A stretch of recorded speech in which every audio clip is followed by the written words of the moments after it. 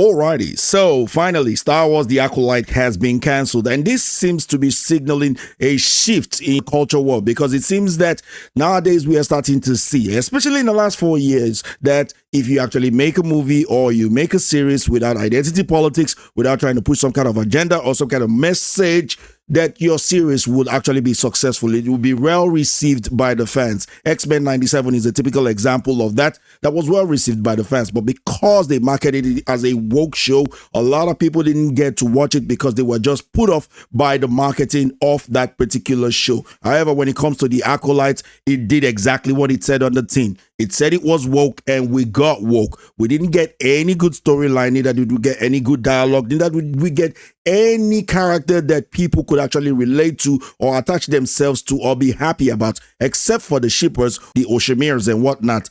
However, it seems that now that it had been announced that the season 2 has been cancelled, it received thunderous applause across the ether with many Star Wars fans and including many normies out there. Now, I made a video about the cancellation of the season 2, and one of you guys left me a comment that I felt it's very interesting and that I wanted to respond to. So let's check out that comment right away.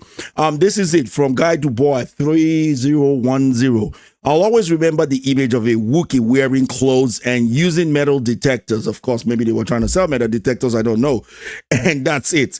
That's the only thing I'll remember. If Kathleen Kennedy wants to go out on office on a popular note, should decanonize show. Fans will love her for it. Now, recently, a particular article came out that Kathleen Kennedy says she wants to leave on a win. Of course, definitely she's not.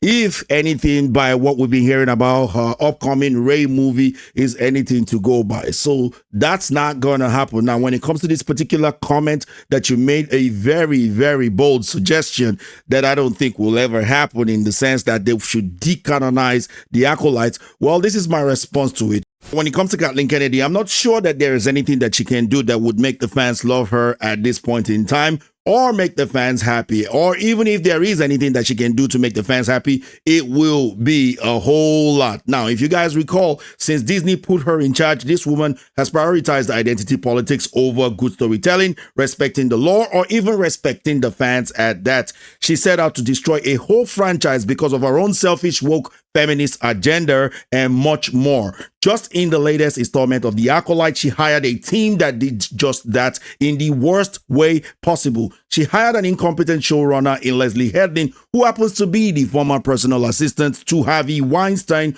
who spent more time bashing the franchise, talking about how the show had previously lacked diversity and representation, more than actually telling us about the storyline. They featured and casted a woke activist who believes that the fans are nothing short of racist and bigots, whilst herself continued to say racist things about a certain demography of people, calling white people oppressors, claiming that they lacked empathy and that the goal of a movie that she featured in was to make white people cry. Now, I mean, you might also not recall, but Amanda Stenberg, even before the series was released, came out to claim that the world of sci-fi hasn't felt like a safe space for people of color, as they call it today, trying to gaslight generations of fans, regardless of the fact that the show had heroes like Lando Calrissian, as well as Mace Windu, played by Billy D. Williams and Samuel L. Jackson, respectively. Now, of course, much like these new modern actors who think whatever it is that they are doing is groundbreaking, like the first black, gay, non-binary, two-spirited, pansexual, whatever, as they usually announce them,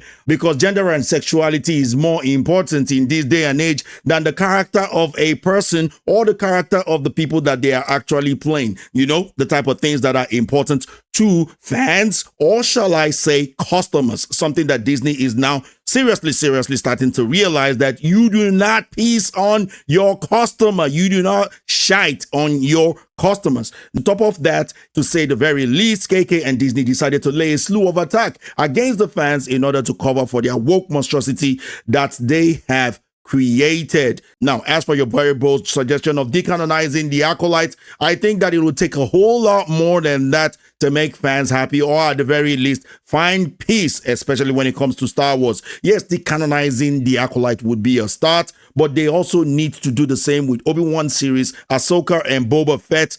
But more importantly, Kathleen Kennedy needs to hold herself accountable and render a public, heartfelt apology to the fans for the monstrosity she had created and all the attack that she had levied against the fans. Cancel the Ray movie, then quit. Then I believe truly that after all that, the fans will find peace and be happy with her in the end, because we are nothing if not anything. We are forgiven. So I do believe that maybe there's something that she could do to make the fans a little bit happy or find some peace. But the truth of the matter is that all of this that I have mentioned will never happen.